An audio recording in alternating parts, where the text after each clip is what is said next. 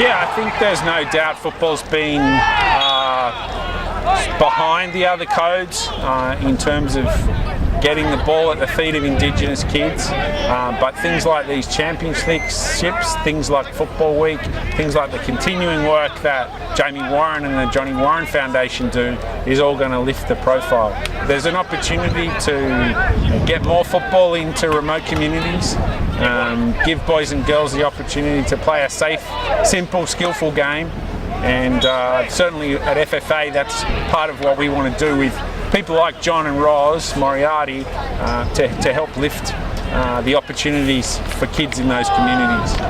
Oh, look, it's only the first year, and the support, the sponsors they've got all this year, you know, I'm hoping next year, and hopefully it's going to be annually, that it's going to double, triple, and you know, hopefully it's going to rival the Murray and the Koori knockout. I was born in Taree, northern New South Wales, and obviously football, soccer was a pathway for me to get out of the community and you know, to show me that the sky was the limit for me. You know, I played last night against Melbourne City. I'm here today, you know, because I'm passionate about it, and you know, we've got to make the game grow, and it's growing. It's getting bigger and bigger every year. The A-League's getting bigger, and you know, it's not going to be long before we see some, you know, 2 or 3 Indigenous boys in the Socceroos. You know, I mean, you look at the other codes, and you look at rugby league, for example, the Kangaroos. You know, 6 or 7 are Indigenous in the starting lineup. So, you know, I really want the game to grow in this country. My dream would be to see, you know, 6 or 7 in the national team.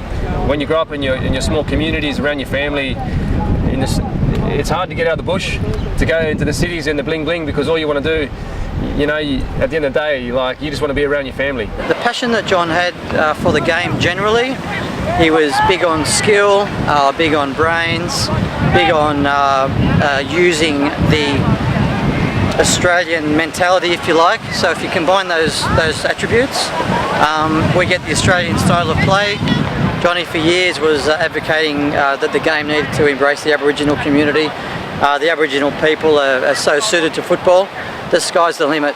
We can have Indigenous players representing Australia left, right and centre. Most of these boys, as I said, they're all playing for different clubs in Darwin.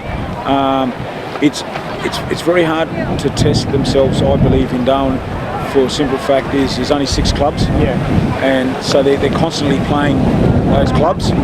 Personally, I think a lot of the clubs are, because of the numbers, they're bringing in the young kids too early, into especially up in Darwin, into the men's level. We've had talks already where our keeper's been asked to come to Newcastle and all those sort of things, and that's what I mean with these tournaments. Our boys can then network with the southern counterpart and create that pathway for themselves as well. I've got a non-Indigenous boy that I used to coach, and I want to mention it because it's what his family had to do for him to go to the next level, and that is they had to move their whole family to go to Adelaide, so he had an opportunity, and he has now been given an opportunity of a lifetime for him, and that's what I believe is the Indigenous family can't just up and leave. This is the thing. Some of the boys you talk about, your Jade Norths and all that, they don't know from the territory. It's the AFL that actually get them. You know, the Michael Longs, the Andrew McLeods, all that. They do know that, and they're the ones that bring the young kids over to the AFL code, and that's what's needed. That's what we need to create. Oh, it's been incredible. Now, I was a bit not too sure because all the games and how my body would feel, but it pulled up alright, and it's just an incredible experience to be playing with all these boys.